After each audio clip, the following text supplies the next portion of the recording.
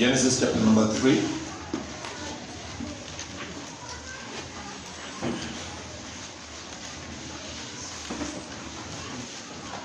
This is Genesis chapter number 3.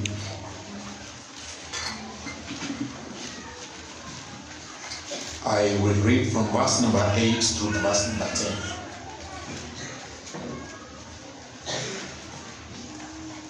Then the man and his wife heard the sound of the Lord God as he was walking in the garden in the cool of the day. And they hid from the Lord among the trees of the garden. The Lord God called to the man, "Where are you?" He answered, "I heard you in the garden, and I was afraid because I was naked." Father, we thank you for this word.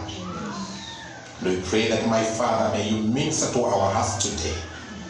In Jesus' name I pray and believe. Amen.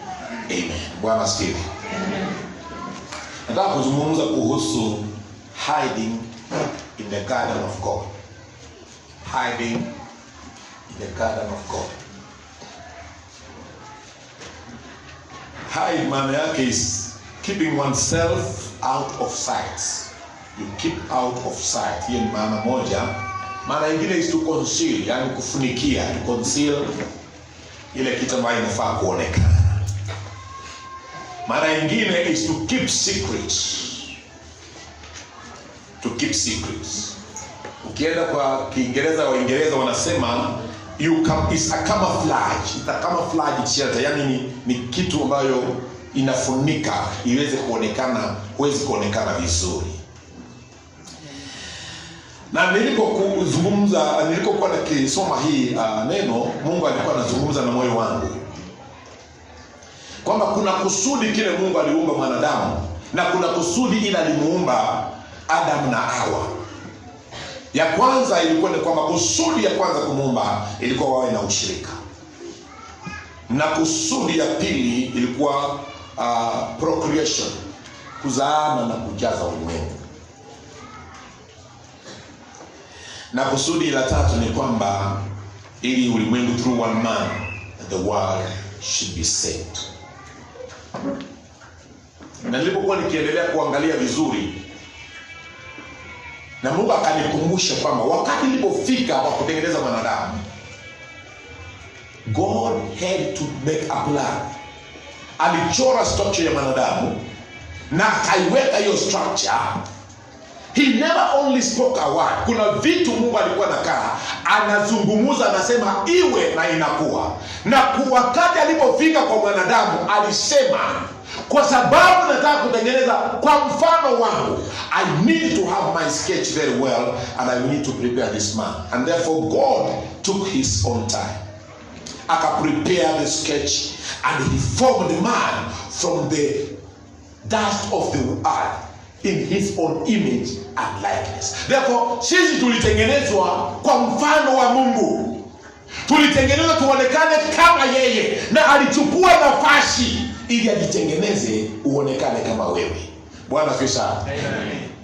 Ili mimi nijitengeneze nionekane kama mimi, I need to have sometimes kuangalia kwa kioo. Na sometimes naangalia tena, nikirudi nyuma na sahau nilikuwa nafananaje, tena narudi naangalia.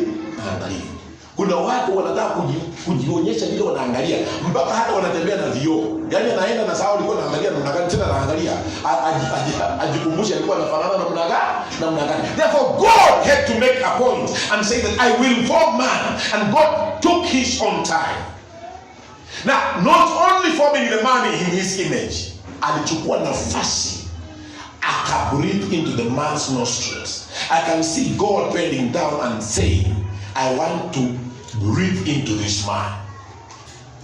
If you read in the book of Isaiah number 37 verse 9 to verse 19, inasema wakati alipomwambia Ezekieli anene kwa mifupa, Ezekieli alinena, ni kitabu cha Ezekieli alinena kwa mifupa ambayo ilikuwa kavu, na alisema I want to prophesy to the wind. Si wakati wa prophecy, yeye alisimama na akasema, I will not proclaim a prophecy, but I will breathe my own air into the nostrils of man. Na Mungu akabreathe kwa mwanadamu. Praise the Lord. Na Mungu akatengeneza mwanadamu, akamweka katika shamba la Eden. Kile kinanifurahisha ni kwamba wakati Mungu aliandaa shamba la Eden, aliandaa holistic land. Yaani ni shamba alitengeneza, akaiweka sawa ili mwanadamu naye apate nafasi ya kukaa bila kuuliza kitu chochote. Praise the Lord. Hiding in the garden of God. Na wakati Mungu alitengeneza hiyo shamba, aliweka kila kitu, akaweka maji, akaweka vyakula, akaweka mimea, akamwambia utakula mimea hii kwa hili shamba. And therefore everything God provided. Remember the day you are saved. When you get salvation, God provides everything. Hello? Hello. If you can experience ile siku uliokoka, vile ulisikia ndani moyo, hata kanisa hukuwa unataka kutoka, unataka tu uombe ukikaa pale, unataka kila kesha uende, unataka kila maombi mahali uende, unataka kila nani uende, unataka kila crusade uende. The garden was supplied with everything. But wakati alipoendelea, Adam alijaribu kitu kimoja. Mungu alimwambia Adam, I want you to care for this garden so that iwe sawa sawa. Alimwambia, ninataka utunze hili shamba nimekuweka ndani ili ulilinde na kulitunza. Bwana asifiwe sana. If you read in verse number 15, inasema, the Lord God took the man and put him in the garden of Eden to work it and to care for it. Hakuwa kae tu pale afurahie. He was to work and to care. Na mwanadamu akaamua, akawachilia hiyo shamba. Instead of caring for it, instead of taking care of that land and working it out, yeye alikaa pale. Your salvation, you need to work for it. Bwana asifiwe sana. Unastahili ufanyie wokovu wako kazi. Inatakikana you take care of your salvation. Ile garden Mungu anakupatia, you need to take care of it. So wakati Adam aliwachilia shamba, that he avoided fellowship with God. Na katika hiyo shamba Mungu anasema kwamba kulikuwa na miti. Kumbe, unajua mimi siku anajua, kumbe mtu anaweza jificha kwa shamba la Bwana. Hello? Hello. Kumbe somebody can hide in the garden of God. Adam aliwekwa kwa shamba la Mungu. Alikuwa amekaa pale. Mungu alikuwa anatembea kila wakati. Kumbe hata kwa shamba ya Mungu kuna vichaka watu wanaweza jificha. Wewe unajua sana? Kumbe kuna vichaka vimetengenezwa. Watu wanajificha. Na wakati huyo alikuwa anatembea, aliona vichaka. Bwana asifiwe sana. Kwa sababu gani aliona vichaka? Alipoenda kinyume cha Mungu, alipotenda dhambi, ndio aliona vitu vya kujifichia. Let me tell you, wakati unapotenda dhambi mbele za Mwenyezi Mungu, wakati unapotenda dhambi kama Mkristo, shetani anakuonyesha haraka haraka kichaka cha kujificha ndani. Bwana asifiwe sana. Kaonyesha vichaka. Sasa wakati Mungu alianza kutembea katika shamba lake, anatembea aone Adamu ako wapi. Anatembea anauliza, Adamu uko wapi? Adamu, where are you? Where are you? Where are you? Haonekani. Kwa sababu gani? The fellowship between him and God is not there. God was looking for him spiritually, but Adam spiritually he was there. Adam spiritually he was not present. Na akachukua akaenda akajificha. And God came and asked him, wewe ni nini imefanyika? The man had eaten the forbidden fruit. And when the devil came to show the man, alikuja akamuonyesha ile uzuri wake. Praise the Lord. Na wakati alipomwonyesha, wakati mwanadamu aligundua kwamba amefanya makosa, the Bible says he made a covering for himself. Because the fellowship was disconnected. Therefore, he made a covering for himself. Most Christians are hiding today. I don't know which bush are you hiding in. Hello. Uliza mwenzako unajificha kwa kichaka gani? Praise the Lord. Unaweza ona mtu hapa Mungu alimuita, lakini wewe wakati amepotea wewe hujui. Kwa maana Mungu anamtafuta kiroho. Wewe unaona mtu anaimba hapa kama vile nimeimba leo, umenitenda mema, lakini kumbe hiyo ni kichaka. Amejificha nani?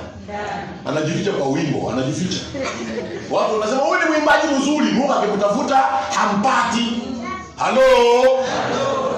Ngoma ikianza wewe umeshikilia ngoma, juu unapiga. Watu wanasema huyu kama hayuko hapa, hii ngoma hatusikiani vizuri. Kumbe ni kichaka.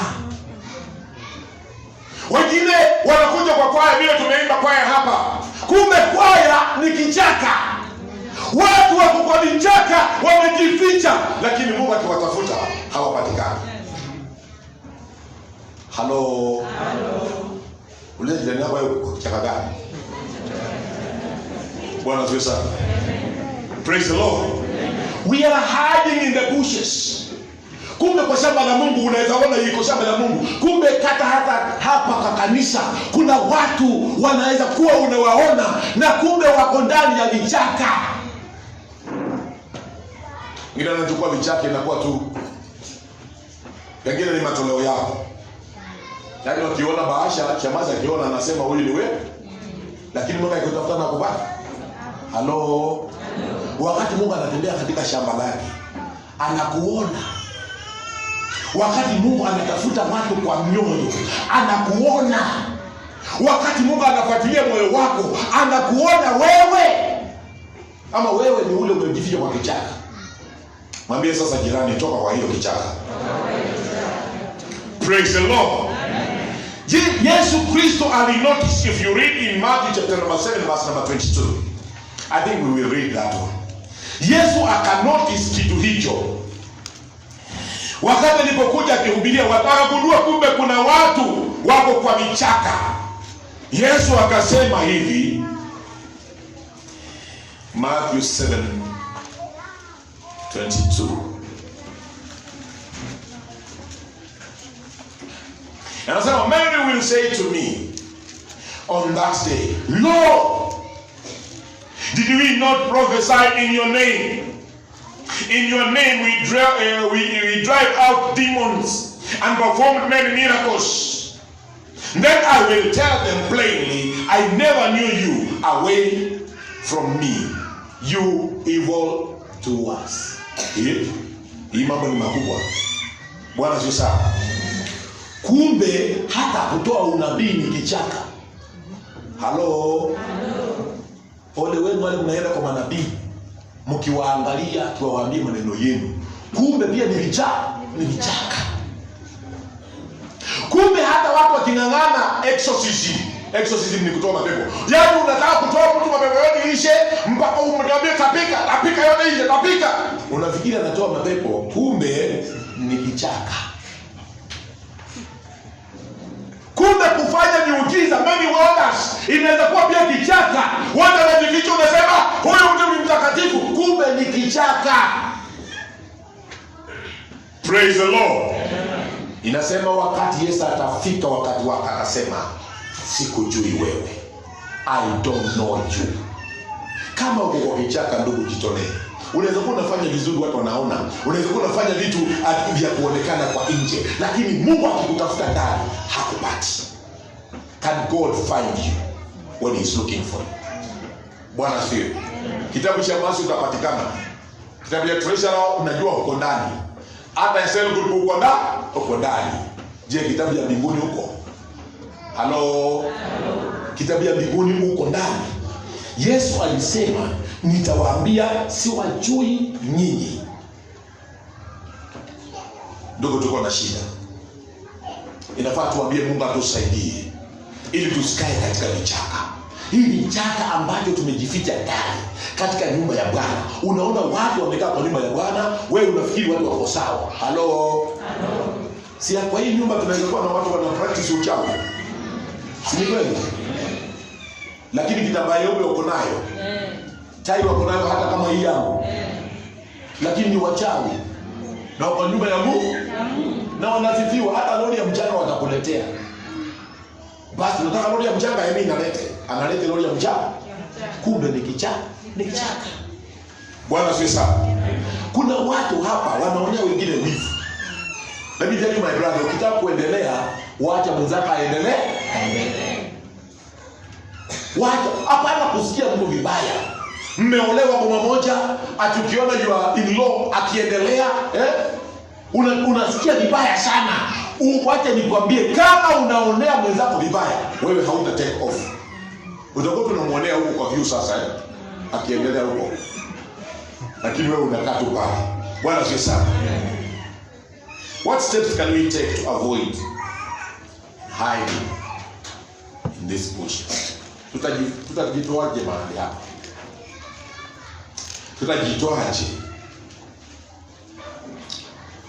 Tutajitoa kwa njia gani? Amen. Tutajitoa, Yesu aliongea kutoka katika kitabu cha Mathayo mtakatifu 7:21, nasema not everyone who says to me, Lord, Lord, will enter the kingdom of heaven, but only he who does the will of my Father who is in heaven. The step number 1, do the will of God. Fanya mapenzi ya Mungu. Ukitaka kutoka kwa hii kichaka, fanya mapenzi ya Mungu. Usiangalie kufanya kwa competition. Hata waimbaji kuimba kwa watu wengine ni vizuri, lakini usiimbe kama mtu mwingine. Imba kama wewe. Jifundishe sauti bila naimba, lakini imba kama wewe. Kama ni toa kama wewe. Hapana jificha kwa kichaka. Atuseme kama mama director anatoa shilingi 500, hata mimi nikitoa 100 ni sawa. Bwana asifiwe. Fanya mapenzi ya Mungu. Kuna watu Mungu ameleta Gataka hii, wanaweza chora hii, amekuleta wewe ni architecture. Anajua kwa nini anakuleta, kwa sababu anajua hii kazi inataka kuwa expanded. Ninataka watu wa kuchora. Halo. Amekuleta hapa wewe ni mjenzi, anajua hii nyumba inataka kupanuliwa, inataka wajenzi. Amekuleta wewe ni mtu wa rufi, hiyo talanta amekuleta, hajalete bure. Bwana asifiwe. Na kama amekutuma hapa kwa kanisa hili, do the will of God that he has sent you. Halo. Wakati walikuja hapa kama kikundi, sio ulikuwa unakuja tu peke yako? Na ukikuja siku na kitu Mungu alikuzungumzia. Hata leo kuna wengine Mungu anazungumzia anampatia tu ushuhuda, anamwambia wewe kutoa. Anakuja kusema wacha pende, nitatoa ushuhuda. Anafika mahali anasema lakini wao watasema na malalani. Anapolea tu hapa katika, lakini alipotoka nyumbani alikuwa na what to say. Step number 2 is kwamba when God is calling, tell him exactly where you are. Tell him where you are. Yeye aliambia Mungu, mimi nimejificha, which was true. Alijificha. If you are hiding, tell God, mimi mahali niko, nimejificha. Niko kwa kichaka. Ijapokuwa naonekana kwa nyumba yako, niko kwa kichaka.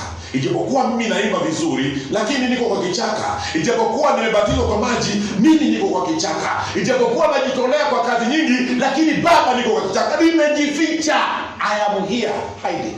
Watu hawanioni, lakini wewe unajua mimi najificha. Bwana asifiwe sana. Nakwambia hata kama ungeangalia, kwa hiyo unajua ukiangalia hivi, huwezi unajua mtu gani ni mzuri, mtu ni mbaya gani mbaya. But God knows you. Hello. Bwana asifiwe sana. Number 3, do not make a covering for yourself. Usijitakase mwenyewe.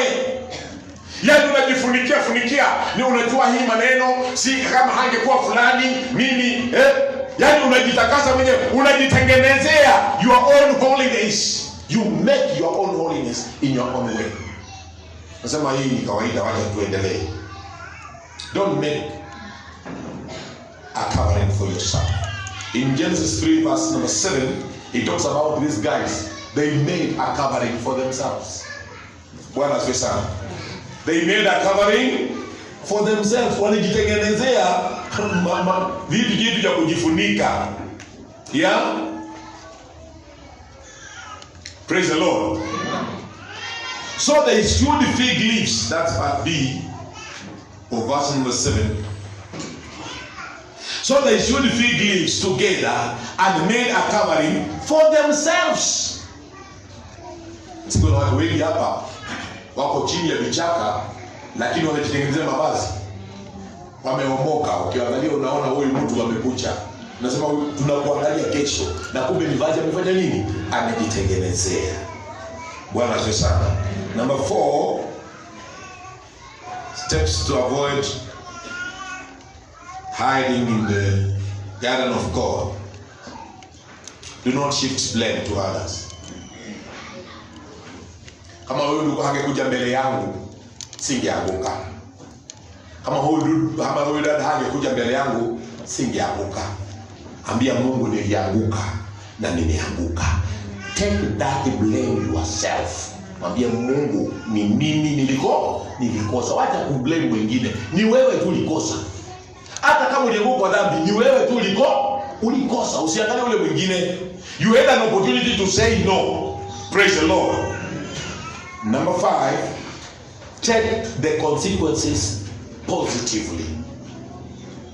You know, let's say for example, pengine ulikuwa unajiweka, unasema wacha nimuombe Mungu anisaidie, nisaidie nitaget married, ndio nitapata watoto, ndio nitafanya nini, ama saa zile nitajipanga ndio nitaoa, na hapa katikati utakajikuta umezaa mtoto ama umeoa, unachaka sasa nitafanya namna gani? Bwana asifiwe sana. Take it positively because God is saying He will create. Aliambia Adam kwamba nitatengeneza, yani kizazi cha mwanamke kitaua nyoka. Bwana asifiwe sana. So God has still a plan for you. You can correct your situation and you can move forward. Number 6, which is the last one. Wait for God to give you cover. Wajia Mungu akupatie vazi. When God gives you vazi, He will give you what will fit you. In Genesis chapter number 3 verse 22, inasema hivi. Verse 22 inasema, and the Lord God said, the man has now become like one of us, knowing good and evil. He must not be allowed to reach out his hand and take also from the tree of life and eat and live forever. Verse number 23. So God banished man from the ground to work the ground from which he had been made. No, verse number 29 is the only that says, the Lord God made garments of skin for Adam and his wife. The Lord God, verse number 21, the Lord God made the garments of skin for Adam and his wife, and he clothed them. Je, wewe kuna mahali umeanguka, kuna mahali umejificha, kuna mahali uko kwa kichaka. God is saying He can make a cloth that will fit you. He can make a salvation that will fit you. He can make a plan that will fit you. Wewe ngojea tu Mungu mwenyewe akusafishe. Mungu mwenyewe atakutengenezea vazi. Bwana asifiwe. Let me tell you, vazi langu lile Mungu atakutengenezea si vazi ila atakutengenezea wewe. Si ni kweli? Wewe saa zingine wewe ni mkonda ama ni mnono kama mimi hivi. Ukinichonea nguo yangu utatosha ndani. because mwili wangu ni mkubwa. Na wewe akikuwa ndogo, God will make it. He will ataitengeneza to fit you. And therefore God is going to make us the clothings that will fit us, the clothings of salvation. But only if we can wait for him to do it. Usikimbie. Bwana asifiwe sana. Mungu bado anakutengenezea nguo hapa. Mwingine akiona kuna shida hapa, anatoroka naenda mahali pengine. Akiona kuna shida mahali pengine anatoroka, unasikia mtu he is on the move always. Sababu gani? Anajificha kwa vichaka. Wait for God. Wakati Mungu aliangalia akaona huyu jamaa amekubali mambo yake yote na amejitokeza, amekuja mbele zangu, akasema okay, nimeelewa mahali ulipita. The consequences of the sin you will have them, lakini I will make you address. Ni kama vile mimi nilikata hii kidole, alama niko nayo, lakini kidole niko nayo. Alama zile zao inanikumbusha wakati nilikuwa natengeneza ile gari ya kuendesha nyumbani zamani, nilienda nikatengeneza gari. Kumbe mimi najaribu kutengeneza mguu ya gari na nikakata kidole. The consequences ziko hapa. Bwana asifiwe sana. But the Lord has given me the healing. Hapo acha kidole yangu iruke, alivirudishia. Therefore God will give you a covering that will fit you. And today you need to believe God to give you a covering. Bwana asifiwe sana. Are you walking without a cover? Have you made yourself your own clothing because you thought you were naked? God is saying, wait, I will make you a cover. Can we stand and pray? Oh, thank you, Jesus.